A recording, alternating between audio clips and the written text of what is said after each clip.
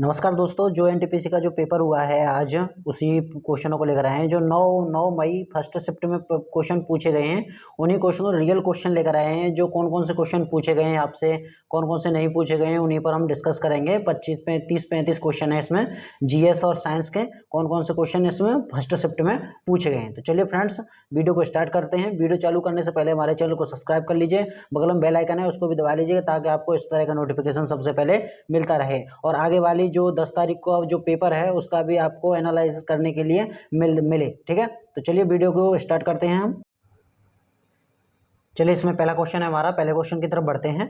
तो इसमें पहला क्वेश्चन है हमारा कि मानव रुधिर की खोज किस वैज्ञानिक ने की थी। जो मानव रुधिर की खोज किसने की थी, वो की थी लैंड स्टीनर ने। किसने की थी? लैंड स्टीनर ने। चलिए अगले क्वेश्चन की तरफ बढ़ते हैं। अगला क्वेश्चन है हमारा इसमें, अगला क्वेश्चन बोल रहा है, अगला क्वेश्चन आया था हमारा कि इंटरनेट सूचना सेवा के लिए कौन सा प्रोटोकॉल आवश्यक है।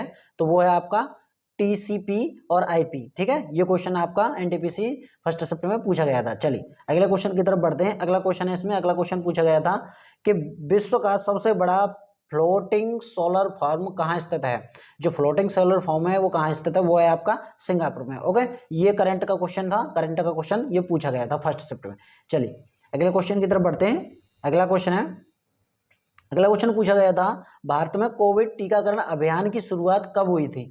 कौन सा क्वेश्चन था? भारत में कोविड टीकाकरण की अभियान की शुरुआत कब हुई थी। तो वो हुई थी आपकी 16 जनवरी 2021 को। ओके, ये करंट का क्वेश्चन पूछा गया था।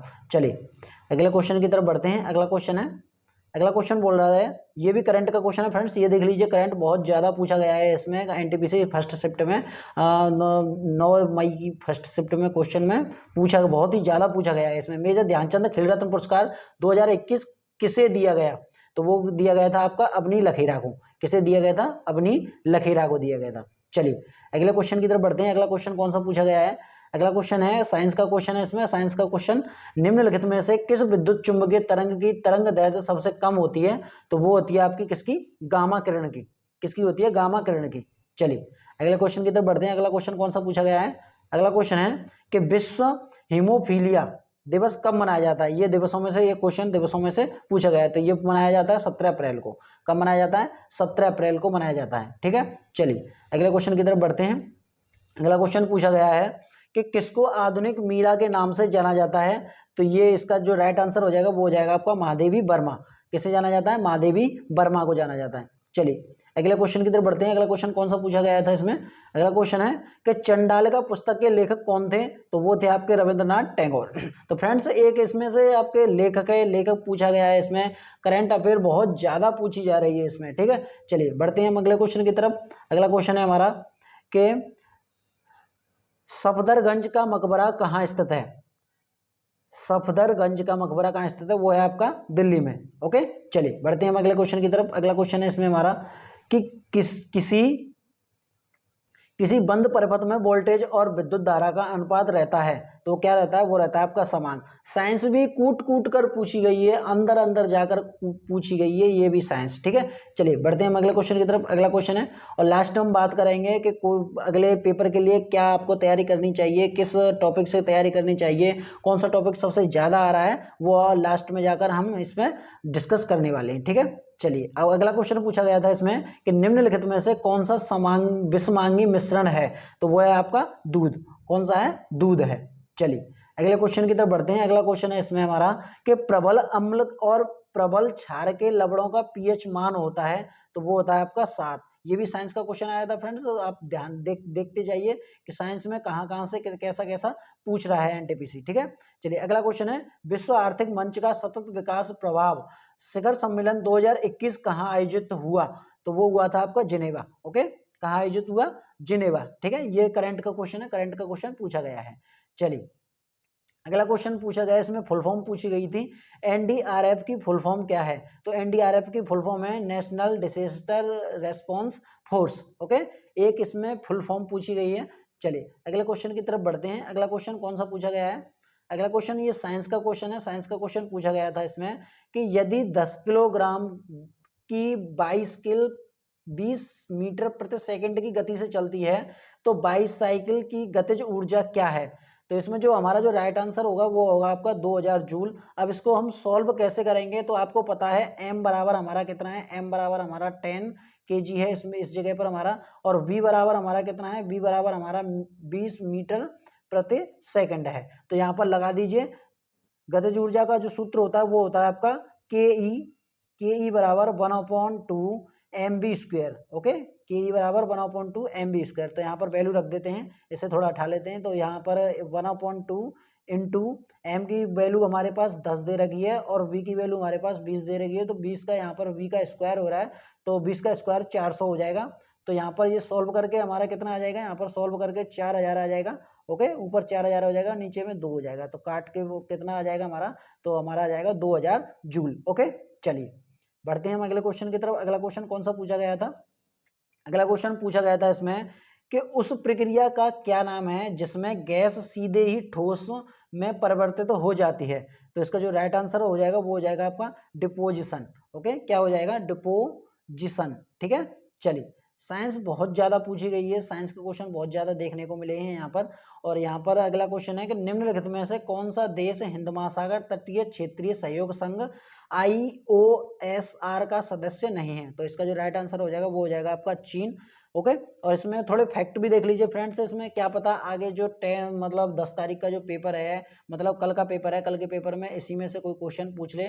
जो हिंद महासागर की तटीय सीमा जो सहयोग संगठन 7 मार्च 1997 ईस्वी को पोर्ट लुइस मॉरिशस में अस्तित्व में आया था। ओके, कब आया था ये आया था आपका 7 मार्च 1997 को। 1997 को ये किस में आया था, पोर्ट लुइस मॉरिशस में ये अस्तित्व में आया था। ठीक है, अब वर्तमान में इसके जो सदस्य हैं, वर्तमान में इसके सदस्य 21 सदस्य हैं। ओके, कितने सदस्य हैं, 21 सदस्य हैं। और इसके जो वार्ता देश हैं वो वार्ता देश आपके 7 हैं। 7 में आपको नाम बता देता हूँ। पहला आपका चीन हो गया। ओके, पहला चीन है, दूसरा आपका फ्रांस है, तीसरा जापान है, चौथा USA है आपका, पांचवा मिस्र है, छठवां जर्मनी है और सातवां UK है। ओके, इसको भी आप याद करते जाना। ठीक है, चलिए बढ़ते हैं हम अगले क्वेश्चन की तरफ। अगला क्वेश्चन कौन सा पूछा गया है, अगला क्वेश्चन देखिए फ्रेंड्स, यहाँ पर राज्यों से पूछा गया है। राज्य मतलब किस राज्य का राज्यपाल है, तो मिजोरम राज्य के वर्तमान राज्यपाल कौन है। तो इसका जो राइट आंसर हो जाएगा वो आपका हो जाएगा BD मिश्रा। ओके, और जो वर्तमान के जो मुख्यमंत्री हैं, मिजोरम के मुख्यमंत्री वो कौन है, वो हैं आपके जोरमथंगा। ओके, मैं यहाँ पर नाम लिख देता हूँ, जोरमथंगा। ओके, ये आपके मिजोरम के मुख्यमंत्री वर्तमान के। और जो मिजोरम की जो राजधानी है वो है आपकी आइजोल। क्या पता फ्रेंड्स है इसी में से आपका क्वेश्चन अगली शिफ्ट में मिल जाए। ओके, मिजोरम की राजधानी आइजोल है। और इसका जो मिजोरम का जो गठन या निर्माण हुआ था वो हुआ था आपका 20 फरवरी 1987 ईस्वी को। ओके, कब हुआ था, 20 फरवरी 1987 ईस्वी को। ये भी आप फैक्ट नोट करते जाना, मैं आपको फैक्ट बता रहा हूँ जो। ओके, चलिए बढ़ते हैं अगले क्वेश्चन की तरफ। अगला क्वेश्चन कौन सा क्वेश्चन पूछा गया है इसमें, अगला क्वेश्चन पूछा गया है कि यूनेस्को का मुख्यालय कहाँ पर स्थित है। तो जो यूनेस्को का मुख्यालय है वो आपका पेरिस फ्रांस में स्थित है। और यहाँ के जो यूनेस्को के को जो मतलब अध्यक्ष हैं वो अध्यक्ष हैं आपके आंद्रे ओजेल। मैं यहाँ पर नाम लिख देते हूँ, आंद्रे ओके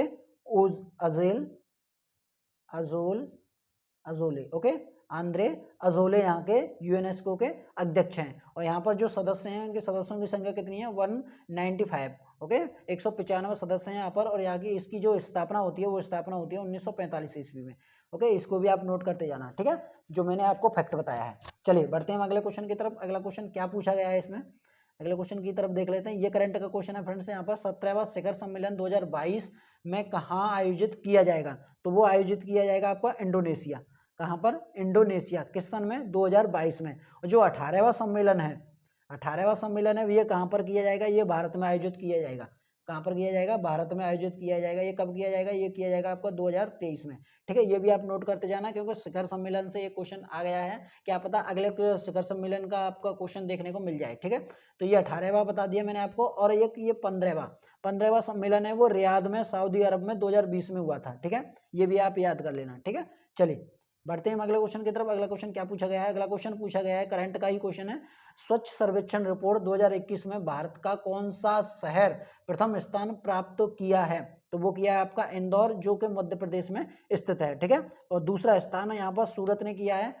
कौन सा, सूरत ने। वो कहाँ पड़ता है, ये आपका पड़ता है गुजरात में, ठीक है। और जो तीसरा स्थान है फ्रेंड्स, तीसरा स्थान प्राप्त किया है इसने विजयवाड़ा, जो आंध्र प्रदेश में पड़ता है, ठीक है। ये भी आप फैक्ट नोट करते जाना, ठीक है। चलिए चलते हैं हम अगले क्वेश्चन की तरफ। अगला क्वेश्चन बोल रहा है हमारा इसमें, अगला क्वेश्चन पूछा गया है कि ये भी आपका करंट का है, किस सरकारी विभाग ने SC ST EWS PWBD श्रेणियों के अभ्यर्थियों के लिए हेल्पलाइन सेवा शुरू की है? तो वो की है आपकी UPSC लोक सेवा चयन आयोग ने, ठीक है। UPSC लोक सेवा चयन आयोग ने की है, ठीक है। चलिए चलते हैं हम अगले क्वेश्चन की तरफ। अगला क्वेश्चन कौन सा पूछा गया है, तो बहुत ही मतलब ये है कि करंट कूट कूट कर पूछा गया है, करंट तो बहुत ही ज्यादा पूछा गया है इसमें। तो किस संशोधन के संसद और राज्य विधानमंडलों पर माल और सेवा कर का नियंत्रण करने के लिए कानून बनाने के लिए एक साथ शक्ति प्रदान की? तो वो की थी आपकी 122वां संविधान विधेयक 2014 था।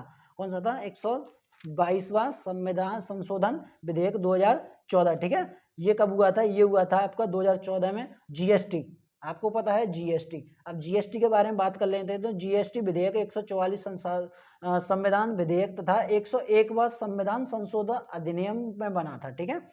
और ये कब पारित हुआ था, ये कब लागू हुआ था, ये हुआ था आपका 1 जुलाई, मैं यहाँ पर लिख देता हूँ 1 जुलाई 2017 को, 1 जुलाई 2017 को ये पूरे देश में लागू हो गया था GST। ओके, ये भी आप नोट करते जाना, ये क्वेश्चन पूछ लेगा कि GST पूरी भारत में कब लागू किया गया था? तो वो किया गया था 1 जुलाई 2017 को, ठीक है। चलिए बढ़ते हैं हम अगले क्वेश्चन की तरफ। अगला क्वेश्चन है हमारा इसमें, अगला क्वेश्चन बोल रहा है कि 1943 में विटामिन के आविष्कार के लिए किसको नोबेल पुरस्कार दिया गया था? तो इसका जो राइट आंसर हो जाएगा वो हो जाएगा आपका डोइजी एंड डैम। किसको दिया गया था? डोइजी एंड डैम, ठीक है।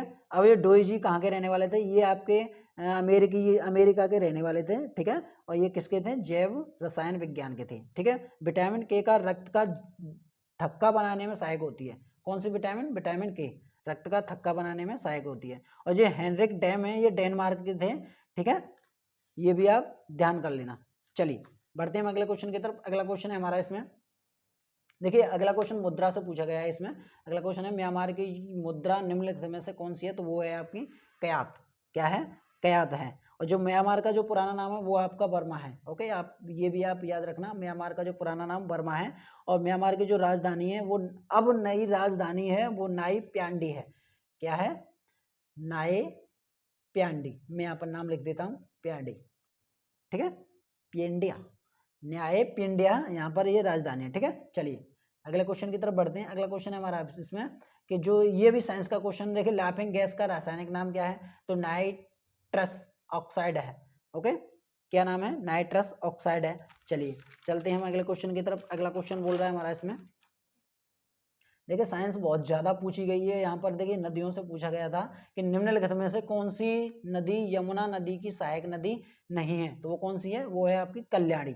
कौन सी नदी नहीं है? कल्याणी नदी नहीं है। तो यहाँ पर जो यमुना गंगा की सबसे बड़ी सहायक नदी है, जो यमुना है, यमुना नदी है जो, वो गंगा की सबसे बड़ी सहायक नदी है।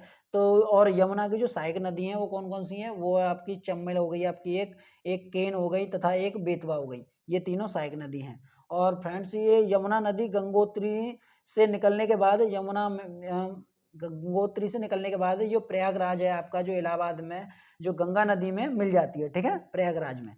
चलिए अगले क्वेश्चन की तरफ बढ़ते हैं। अगला क्वेश्चन कौन सा पूछा गया है? ये पूछा गया वित्तीय वर्ष से, वित्तीय वर्ष 2017-18 के दौरान भारत के निर्यात में वृद्धि का प्रतिशत क्या था? तो वो था आपका 9.8%, ठीक है। क्या था? 9.8%। यहाँ पर एक पॉइंट है, उस पॉइंट को भी आप नोट कर लेना कि भारत सबसे अधिक निर्यात अमेरिका को तथा संयुक्त राज्य अमीरात को करता है। किस किस को करता है? अमेरिका को और संयुक्त राज्य अमीरात को, ठीक है, इन दोनों को करता है। चलिए